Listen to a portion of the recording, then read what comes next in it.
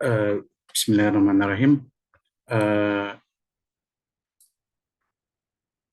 Berdirinya saya di sini akan mempresentasikan tentang hasil kerja saya dengan judul JDID tutup.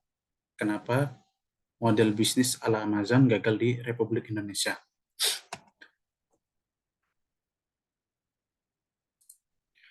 Sebelumnya perkenalkan, nama saya Amar dengan NIM 2021 0410 588. Yang pertama ada pendahuluan. Sebelumnya perkembangan ekonomi digital telah menguntungkan beberapa platform e-commerce di Indonesia, tetapi tidak semua dapat bertahan. Salah satunya adalah JDID. JDID yang telah menutup layanan logistiknya dan akan menutup bisnis e-commerce di Indonesia dan Thailand pada kuartal 1 2023. Penutupan ini diumumkan setelah perusahaan mengalami kerugian di pasar Indonesia dan Thailand. JDL Express sebagai bagian dari JDID telah menutup pendaftaran pengguna baru sejak awal tahun 2023. Langkah-langkah adaptasi dilakukan oleh perusahaan sebagai tanggapan terhadap perubahan bisnis dan dinamika pasar. Kemudian ada produk JDID. Produk yang ditawarkan JDID ini makin beragam, yang menawarkan brand-brand ternama. Bahkan pembeli juga bisa berbelanja di laman JDID yang ada di negara lain. Atau pembeli itu bisa membeli barang yang berasal dari negara lain seperti Cina, Korea, Thailand, dan Jepang. Kemudian model model bisnis dari JDID ini menggunakan sistem B2C atau business to customer. Jadi antara perusahaan dan konsumen tidak ada perantara, dan perusahaan akan menyalurkan produk langsung pada konsumen. Perusahaan yang menerapkan model bisnis ini biasanya hanya akan menjual produk yang merupakan kebutuhan pribadi konsumen.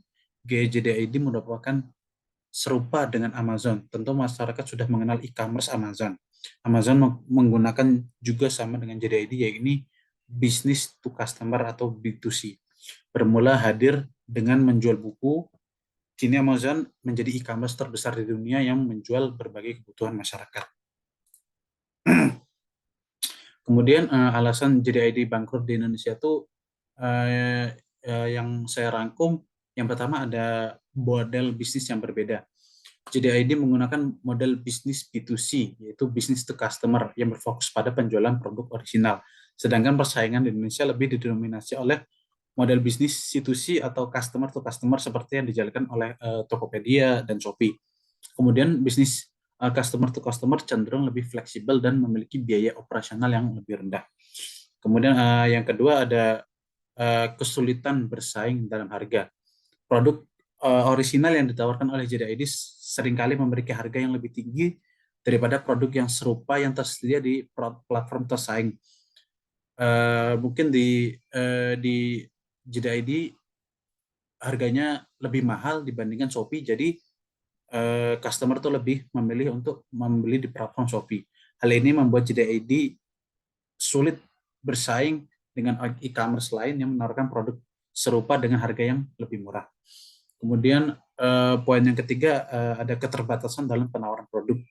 JDID cenderung lebih terbatas dalam penawaran produk karena fokus pada produk original. Sementara itu, e-commerce lain seperti Tokopedia dan Shopee menawarkan berbagai macam produk berbagai macam produk dari berbagai penjual, memberikan lebih banyak pilihan kepada konsumen. Kemudian yang terakhir kesimpulannya adalah tutupnya JDID telah menimbulkan pertanyaan tentang keberlanjutan bisnis e-commerce di Indonesia, terutama karena persaingan lebih ketat. JDID yang berfokus pada bisnis B2C, sedangkan berbeda dengan Tokopedia dan Shopee yang menggunakan bisnis C2C. Tokopedia dan Shopee bekerja sama dengan berbagai pihak seperti pergudangan, e-commerce enabler, dan perusahaan logistik last mile yang membuat biaya operasional mereka lebih ringan. Alasan sebenarnya di balik tutupnya JDID hanya diketahui oleh petinggi perusahaan tersebut, tetapi banyak e-commerce B2C lainnya yang telah belum tikar, seperti Blibli salah satunya yang bertahan, juga telah membuka fitur marketplace dalam platformnya.